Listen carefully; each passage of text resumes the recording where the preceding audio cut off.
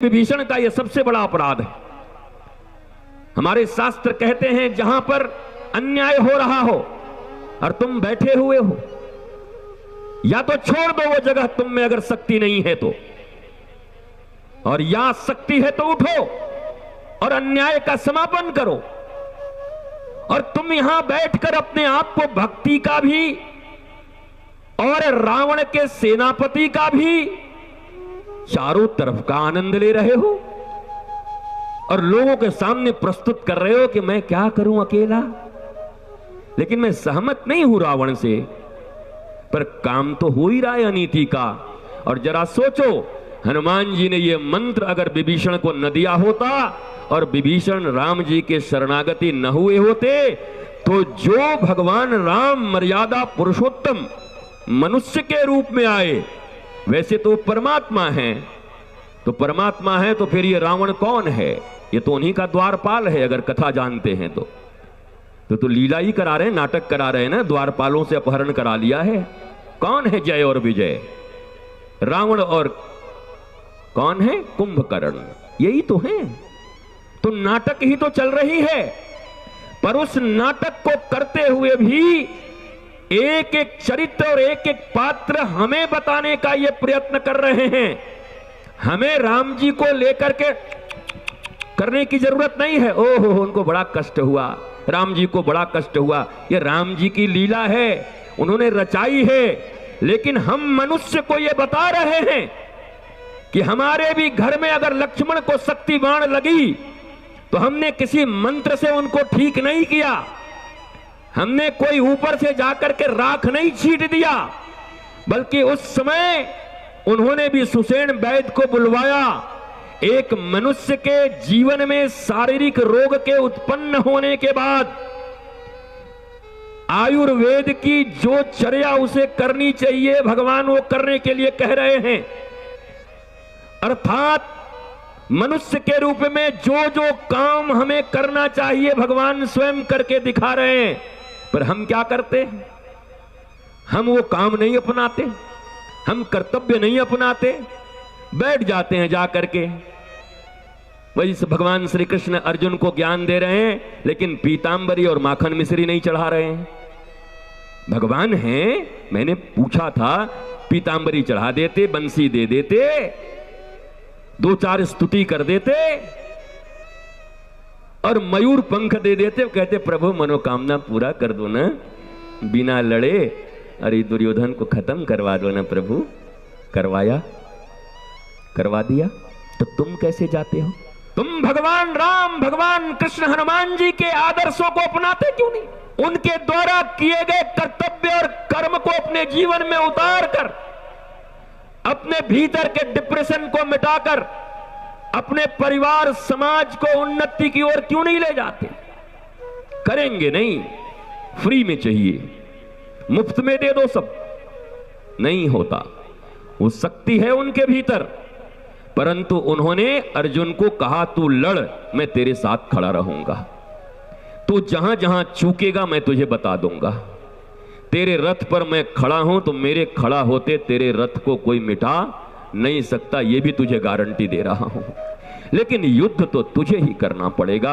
एक सच्चा गुरु भी तुम्हें कभी भी केवल चमत्कारों की ओर ले जाना नहीं चाहेगा, बल्कि वो तुम्हें कहेगा मैं जो कहता हूं शास्त्र अनुरूप तुम वो करके देखो, पर इतना तय है तुम हारना मत, क्योंकि मैं तुम्हारे साथ खड़ा हूं। तुम्हें हारने तो नहीं दूंगा, पर तुम्हें अपने कर्तव्य और कर्म करने ही पड़ेंगे। जब हम पुकारें और वो ना आए, ऐसा कभी नहीं हो सकता। वो आएंगे, लेकिन आएंगे तो आपको भी उनकी तरह चलना होगा। पर आज सब शॉर्टकट में है, छोटी छोटी बातों में सब हो रहा है।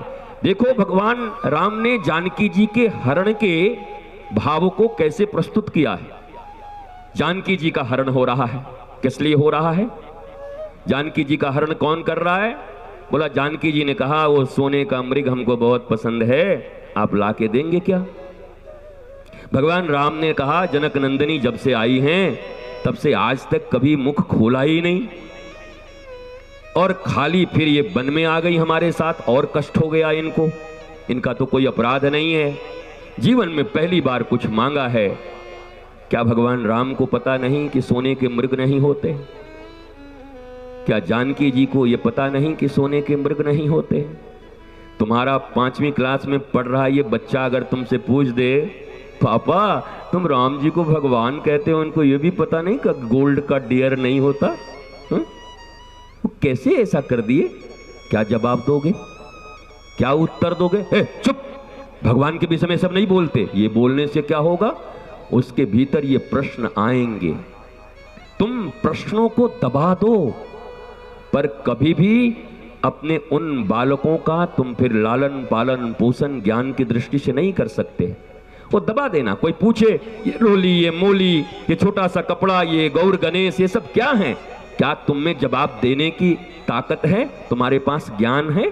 तुम दबाते। भगवान के विषय में सब नहीं बोलते। क्यों नहीं बोलते? जवाब दो, उत्तर दो। मां हो, पिता हो, उत्तर दो। दादाजी हो, उत्तर दो। तुम्हें उत्तर देना पड़ेगा। और ये अगर उत्तर न दिया गया तो अपने जीवन में कभी भी भगवान के इन दिव्य लीलाओं का तुम कोई अर्थ न समझ पाओगे। जैसे मैंने तुम्हें कहा कि दशरथ जी के ऊपर जब ग्लानि हुई, दशरथ जी को जब तकलीफ हुई, तो उन्होंने क्या किया? क्या किया उन्होंने एक ही काम किया, गुरु गृह गयो तुरत महिपाला।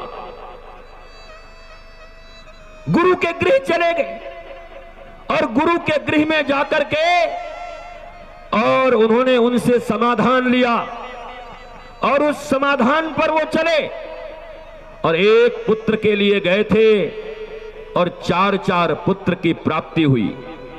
पर गुरुदेव ने ऐसा नहीं कहा कि जाओ 4 पुत्र तुम्हें देते हैं। बोला श्रृंगी ऋषि को बुलाओ, यज्ञ कराओ। यज्ञ का अनुष्ठान है, वैज्ञानिक पद्धति है, वो सब करवाया। करवाने के बाद कहा इसके प्रसाद से आज भी तुम्हें कुछ औषधि तो प्राप्त होती है ना। आयुर्वेद में ऐसे ऐसे ऐसे करके मोतीचूर की लड्डू में ऐसी औषधि दे दी जाएगी कि तुम्हारे जीवन के जड़ियाए रोग जो बड़े बड़े एलोपैथी के डॉक्टर ठीक न कर सके, अगर वैद्य और सच्चा गुरु मिल गया तो लड्डू में एक दवाई दे देगा कि तुम्हारे वारे न्यारे हो जाएंगे, तुम ठीक हो जाओगे। पर देंगे वही औषधि, वही देंगे, क्योंकि ज्ञान है उनके पास, उनके ज्ञान का ही सम्मान है। उनके ज्ञान से हमारा जीवन श्रेष्ठ होगा, सुंदर होगा, आनंदित होगा।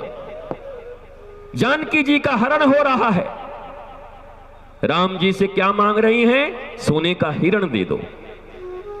बताओ, परमात्मा साक्षात स्वयं सामने खड़ा है और परमात्मा को पाने के बाद भी कुछ पाने की बाकी रह जाती है क्या?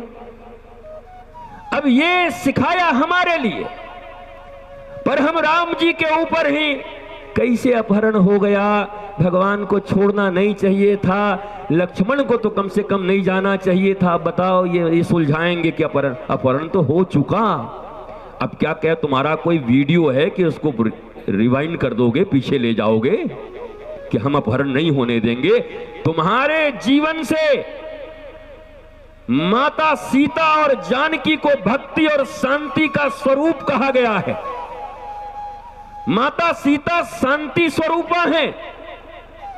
जब मनुष्य के जीवन से शांति का अपहरण क्यों होता है, कैसे होता है और फिर वो शांति कैसे वापस आती है, ये जानकी जी का हरण का पूरा जो कथा है इस बात की ओर इंगित करता है। पर हम सुने ही जा रहे हैं। हरण हो गया, सीता हरण हो गया, रावण को बाण मारे जा रहे हैं, जलाए जा रहे हैं, मिटाए जा रहे हैं। भीतर का रावण जिंदाबाद कर रहा है, भीतर का दुर्योधन जिंदाबाद कर रहा है।